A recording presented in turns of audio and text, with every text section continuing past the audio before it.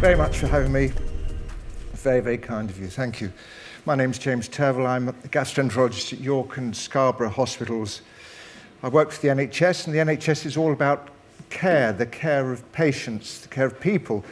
But it's also about innovation and research. It's about thinking towards the future, thinking about how we can make things better.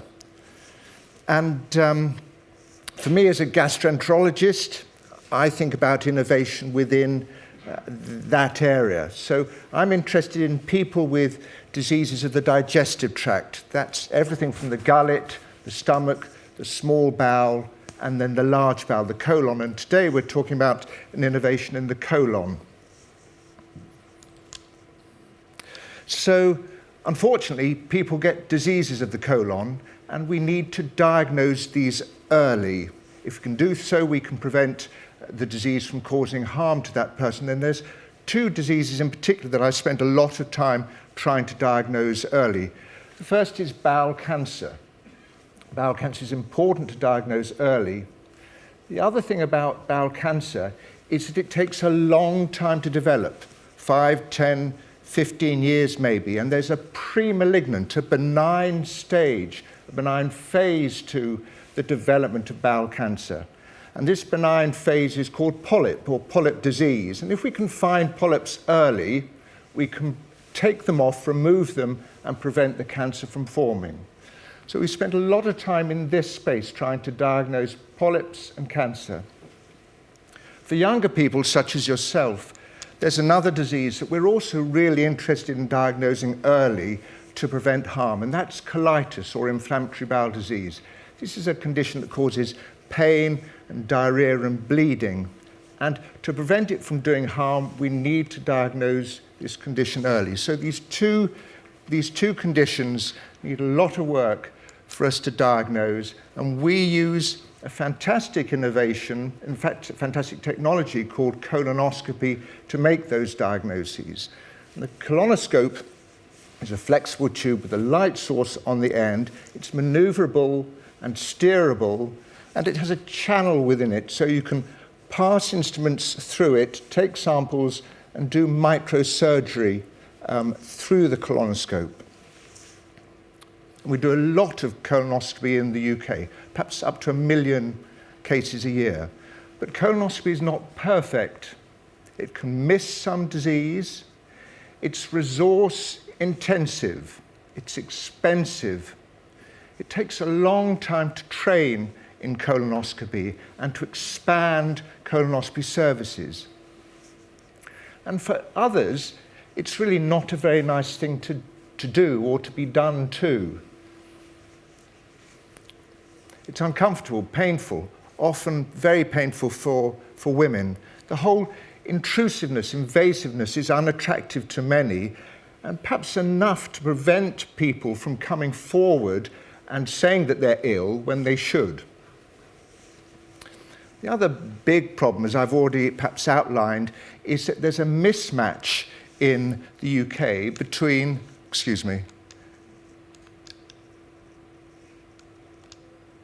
alas, I can't get back, if we can get back, that would be wonderful, between capacity and demand.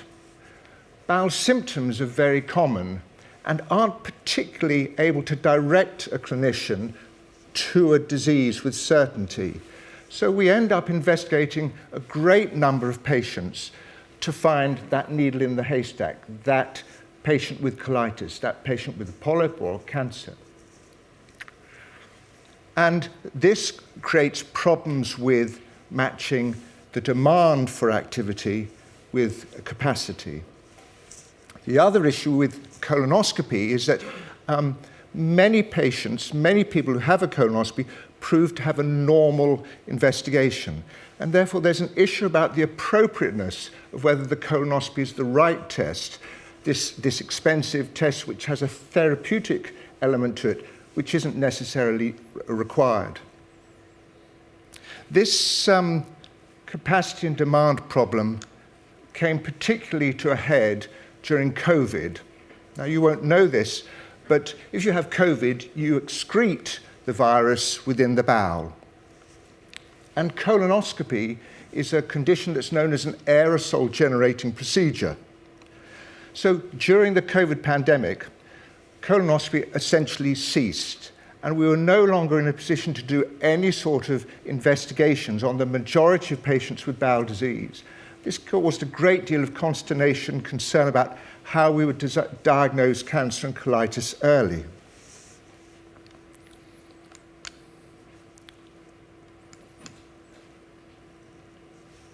If you were able to advance that, it would be great. Thank you. The NHS England very far-sightedly looked around for technologies to use in place of a colonoscopy and came up with colon capsule. I have one here. I don't know if you can see it. It's a pill, a camera and a pill. It's plastic with smooth ends, a light source at either end, and it takes photographs, dozens of photographs a second. You swallow it. It passes through you, through the intestine, hits the colon, and takes photographs all the way around the bowel, and then it goes away, as they do. You wear a belt, and the images are sent to the receiver on the belt, and at the end of the test, the receiver is downloaded onto a computer and read, and you've got the report of your examination. Now, capsule technology had been around for a long time. We've used it in the small intestine for a long time because you can't get there with a telescope. But no one in the UK, forgive me, that's not true, no one in England was using it on colonic examinations really at all up until COVID. And what the NHS did in England was set up a pilot to see whether colon capsule endoscopy would be a solution for this lack of colonoscopy. And really at speed, through COVID, 55 sites in England set up a colon capsule service. And they asked us at York and Scarborough to evaluate that pilot, to conduct a study to see how well colon capsule was working in real life with real patients.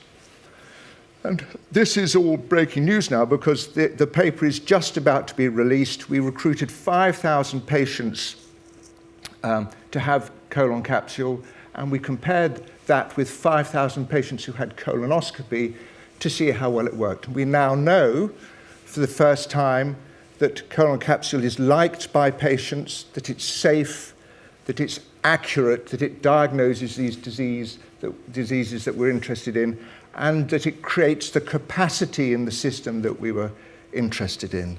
So this has been a really pivotal journey to explore through the horror of COVID that the NHS undertook to explore this new technology to see if it would work for us. I want to just, that's not quite the whole story, and we need to think about other elements to it. And I wanted to show you a video clip now. This is provided by the company who make the capsule. They're called PillCam. They've kindly let me have this. I just want to show you this little clip, see what you think of it, and think about the pros and cons of colon capsule. It's not a perfect test. There's some challenges. Just have a think as we go. Oh, excuse me. Do you think you... Great.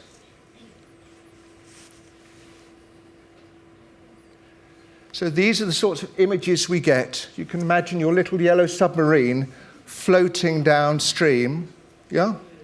It has a camera either side so it can look back and forward.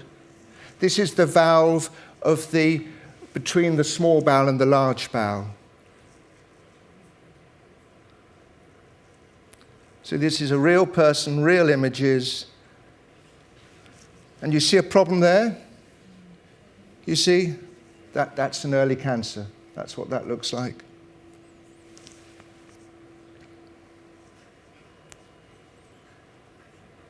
We keep going.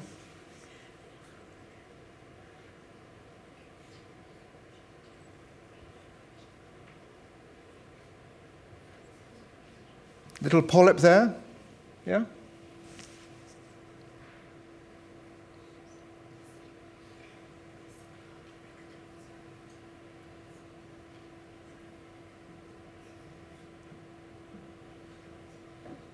Another one there, just up at 2 o'clock.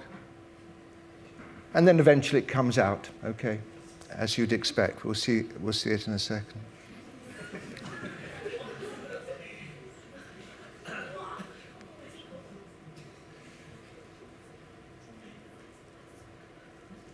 Here we go. And then I think it stops, doesn't it? But you'd see it then goes white. So, can you sense both? So, whilst we know that it's accurate, can you sense the good and the bad of the colon capsule? The first is that it's much less painful, much less invasive, much less horrible than a colonoscopy. The capsule just follows the natural pattern of the bowel. But you need the bowel to be completely cleaned. You see that? It floated through water. And of course, usually it's not water in the bowel, it's other stuff.